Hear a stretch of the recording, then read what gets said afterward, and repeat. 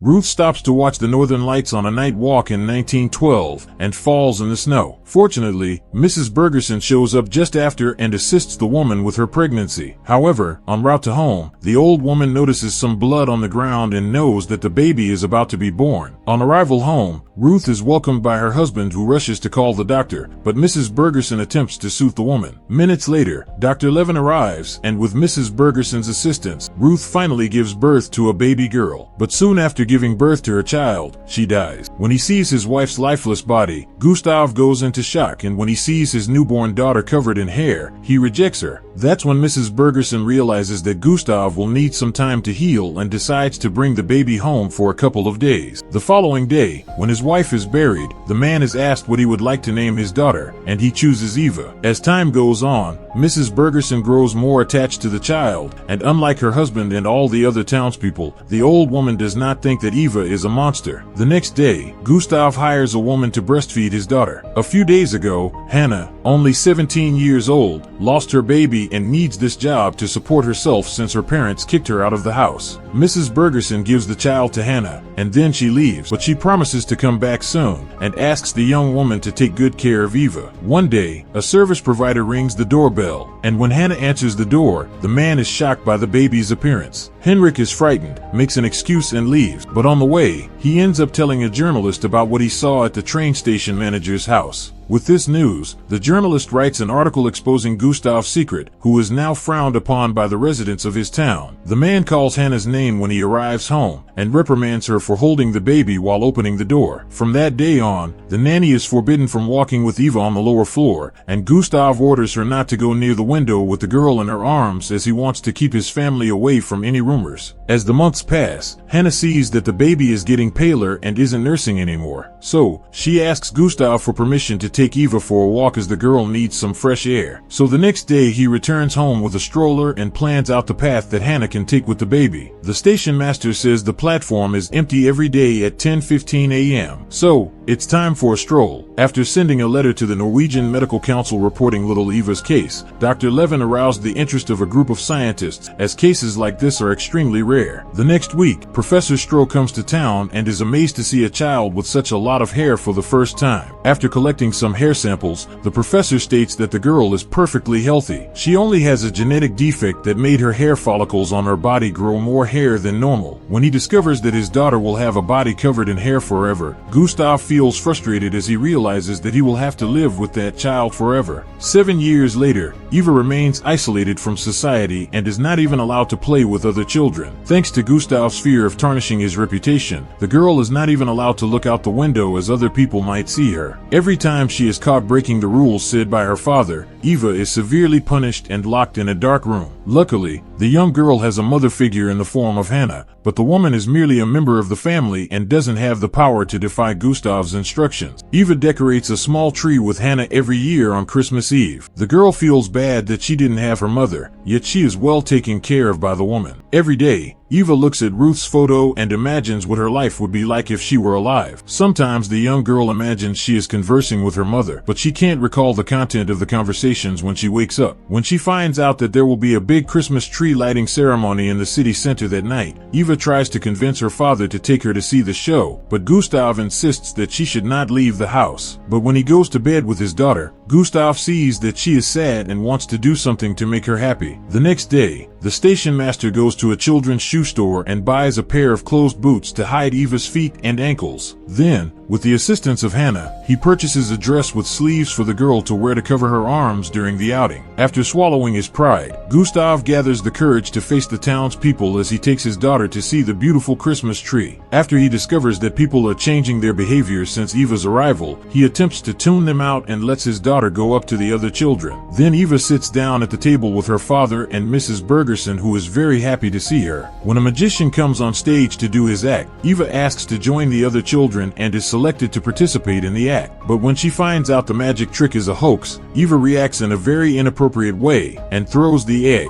which is actually a stone, at the presenter's face. Immediately after the attack, Hannah takes the girl back to the table and Gustav is very embarrassed because of his daughter's manners. Eva is sent home at the end of the evening and she discovers that she has ruined all her future prospects of being a normal child. Having never learned how to live in society, the girl does not know how to behave around other people and realizes that if it depends on her father, she will never learn. Despite this, Eva still attempts to get closer to him and commends Gustav for his artistic talent. The little girl is inspired by her father's talent, and she wants to learn to draw and asks Hannah to take her artwork to Sparky. The young man, who has worked at the train station for a few years, is the only one who greets Eva each time he sees her through the window, so the girl ends up becoming fond of him. But while Sparky is instructing Eva on how to use his gear to send messages in Morse code, Gustav comes up to her and Hannah is able to see him in time. The nanny immediately tells the girl to hide, and Eva just escapes from being caught breaking her father's rules. Eva receives a letter a few days later from Sparky, who sends the Morse code alphabet to his new friend. The girl is excited about the news and decides to practice each letter to learn how to communicate in that code, and catches her father's attention. When he discovers that Eva went to the office without his permission, Gustav decides to lock her up again and Hannah tries to intercede for the girl. Displeased with the care that Eva has been given, the nanny says she needs to meet other people and tries to convince Gustav to let her go to school as this is the only way she will have contact with other children.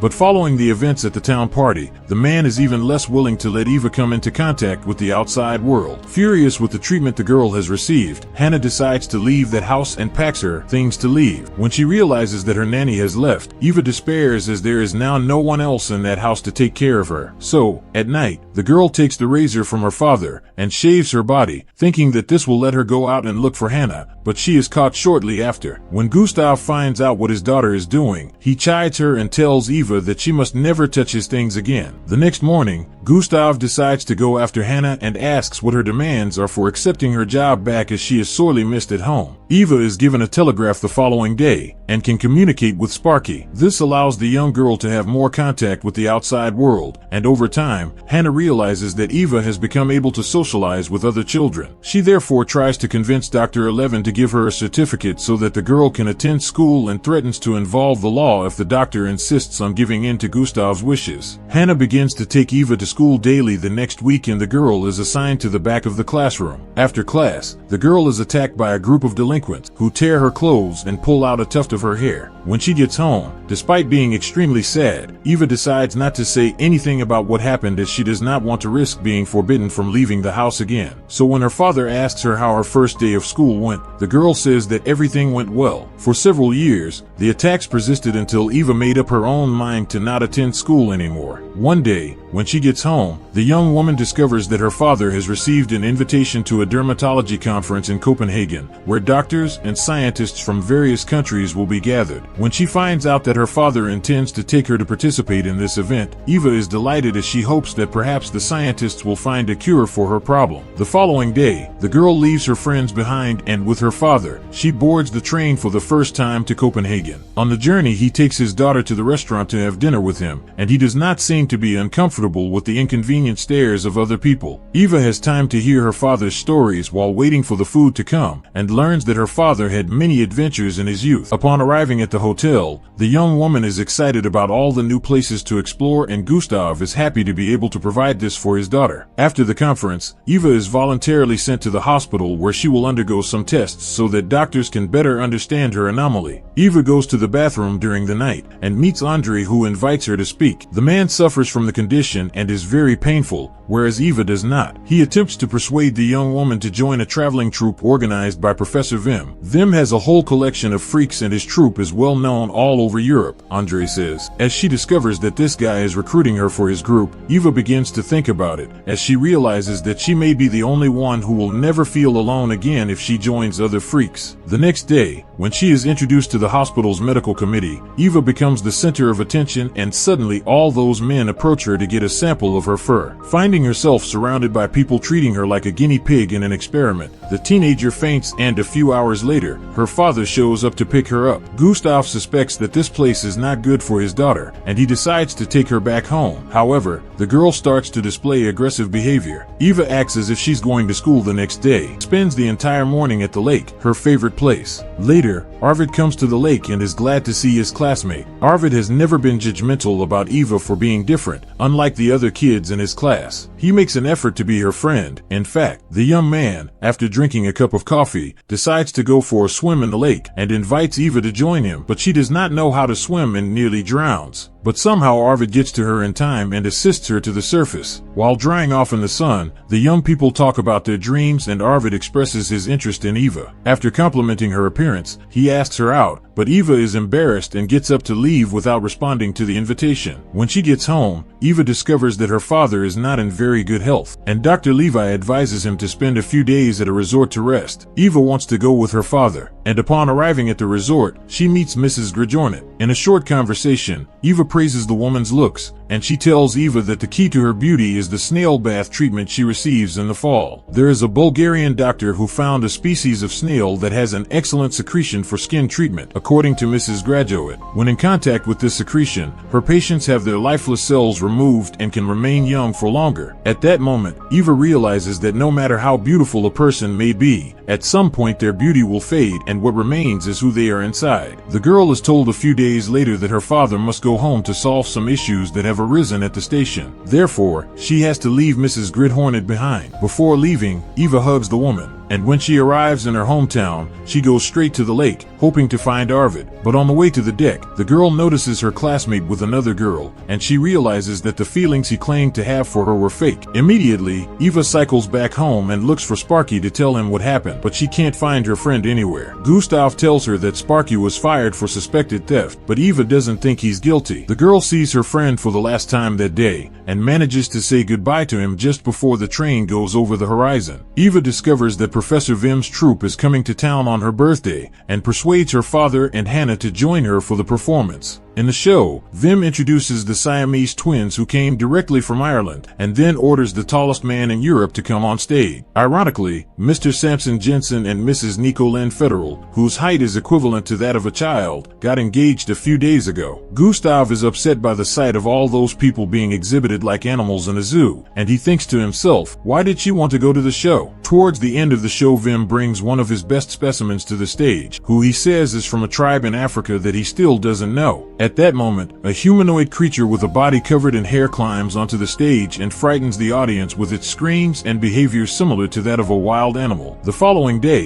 Vim goes to Gustav and asks him if Eva can join his troupe, but the station master refuses the offer as it would dishonor his wife's memory. Without her father's knowledge, Eva overhears the entire conversation, and that afternoon, while the station master is at work, his daughter sneaks out to visit Way and his traveling troupe. Upon arriving there, the young woman meets Andre and all the other freaks who performed the night before. Vim introduces himself to the girl and introduces her to the rest of his team, and for the first time in her life, Eva feels like she belongs to a group. As Hannah heads to the young woman's room with a basket of clean clothes that afternoon, she finds a letter from Eva, thanking her for all the care she has given her over the years as a nanny. When she opens the envelope, the woman realizes that Eva may have run away and takes a sleigh to go to the house where Joachim and his freaks were staying. But when she arrives there, she finds that they have already departed and goes back home to tell Gustav, who is taken aback, but realizes it is his daughter's final choice. Sometime later in 1931, at the age of 19, Eva begins to tire of the nomadic life she has been leading, and between performances she begins to save money to leave. The young woman feels that she is not moving forward, but rather standing still, because her lifestyle is not the same as the others. Eva's dream was always to be a scientist and study mathematics at university. However, she knew that her father would not be able to pay for her education, so for a while she gave up on her dream. But after some years, Eva saved enough money to go to France, and in 1936, she became a mathematics professor at the University of Paris. Eva's intelligence and hard work at university made her one of the most well-known researchers in her field, and she was adored and recognized by all around her. At a party one day, Eva is given a letter telling her that her father has died. The next day, the young woman decided to go back to her hometown for the funeral, and upon arriving there, she was greeted by Hannah, who ran to hug her. Hannah says that Gustav was ready to go, as he was old and tired, but did not suffer in his last days. Hannah starts starts collecting Gustav's most valuable items after his death to give to Eva, but the young woman says she doesn't want to keep anything as she already has everything she needs. While waiting for the train that will take Eva back to Paris, Hannah hands her a folder and says that her father really wanted the young woman to have those drawings. After hugging her nanny, the young woman boards the train and leaves the station of the city where she grew up for the last time. On the trip, Eva uncovers a folder from Hannah containing drawings of her by her father, but he never showed her any of them. Although Gustav made a few errors in the raising of his daughter, he loved her deeply and always thought of Eva and Ruth, even in his last moments. Subscribe to watch more videos like this, leave a comment about your favorite movie, and we will make it next. Thanks for watching.